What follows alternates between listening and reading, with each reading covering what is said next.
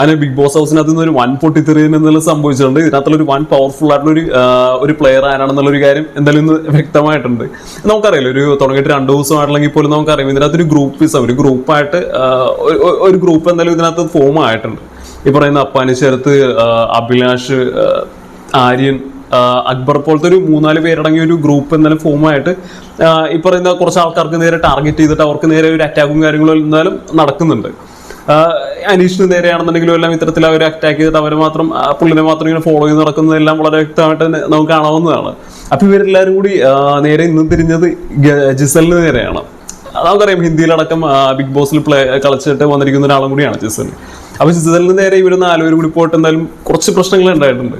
വേറൊന്നല്ലേ, അപ്പാനിശരത്തൊക്കെ പോയി ചോദിക്കുന്നത്, നിങ്ങളെന്താണ് ഇങ്ങനെ നിൽക്കുന്നത്, കാണുന്ന പ്രശ്നങ്ങൾക്കെതിരെയെല്ലാം നമ്മൾ ആക്റ്റീവായിട്ട് തന്നെ പ്രതികരിക്കണം, നേരെ ചൊവ്വേ കളിക്കണം എന്നുള്ള രീതിയിലൊക്കെ പറഞ്ഞിട്ട് അപ്പാനിശരത്ത് ജിസലിന്റെ അടുത്ത് പറയുന്നുണ്ട്. അപ്പൊ ജിസൽ ശരിക്കാണ് പൊട്ടിത്തെറിക്കുന്നുണ്ട്. നിങ്ങൾ കളി എന്നെ പഠിപ്പിക്കേണ്ട കാര്യമില്ല, ഞാൻ ഓൾറെഡി അവിടെ കളിച്ചിട്ട് വന്നിരിക്കുന്നതാണ്. പിന്നെ നിങ്ങൾ പറയുന്ന പോലെ കളിക്കാണ്ട് എനിക്ക് താല്പര്യമില്ല, എനിക്ക് തോന്നുന്ന പോലെ ഞാൻ കളിക്കുള്ളൂ. അവിടെ നിങ്ങൾ എന്നെ കളി പഠിപ്പിക്കാനൊന്നും വരേണ്ട കാര്യമില്ല. പിന്നെ നിങ്ങൾ ചെയ്യുന്ന ആഗ്രഹിച്ചിട്ടുണ്ടെങ്കിൽ അനീഷിന്റെ പുറകെ 24 മണിക്കൂർ നടക്കുക, എന്നിട്ട് കൂടുതൽ അറ്റൻഷൻ അദ്ദേഹത്തിന്, ഈ പറയുന്ന ഓഡിയൻസിന് മുന്നിൽ നേടിക്കൊടുക്കുക.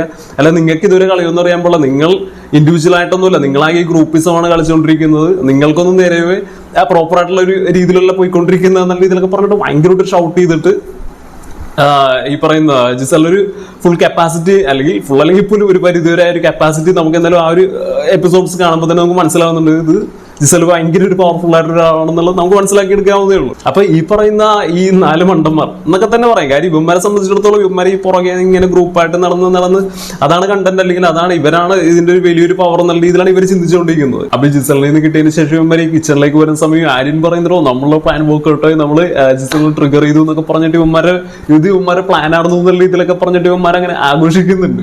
വേറെ ഒന്നുമല്ല, ഈ ഇല്ലത്തുള്ള പട്ടണി പുറത്തറിയിക്കണ്ട എന്നൊക്കെ പറയുമല്ലേ, അതുപോലെ തന്നെ. അതായത് ഇവന്മാരെ പ്ലാൻ എന്തായാലും മാറി, അതായത് ഇവന്മാരെ കയ്യിൽ നിന്ന് പോയി.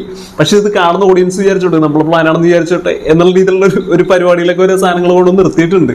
അപ്പൊ എന്തായാലും ജിസൽ എന്തായാലും ഭയങ്കര ഒരു പവർഫുൾ ആയിട്ടുള്ള നല്ല രീതിയിൽ എന്താണ് പ്ലേ എന്ന് അറിഞ്ഞ് വന്നിരിക്കുന്ന ഒരാളും കൂടിയാണ്. അപ്പൊ ഇനി പോകും തോറും ഇതുപോലത്തെ രീതിയിൽ ഈ പറയുന്ന പ്ലാൻ എന്താണ്, അല്ലെങ്കിൽ ഗെയിം എന്താണെന്ന് അറിഞ്ഞിരിക്കുന്ന ഒരുപാട് ആൾക്കാർ ഇതിനകത്ത് വേറെയുമുണ്ട്. അവരെല്ലാവരും അവരെ പ്ലേസും കാര്യങ്ങളെല്ലാം വരും എപ്പിസോഡ്സിനകത്തൊക്കെ എന്തായാലും റിവീൽ ചെയ്യുമായിരിക്കും, അല്ലെങ്കിൽ അവരൊക്കെ തനിമുഖം എന്തായാലും പുറത്ത് വരുമായിരിക്കും.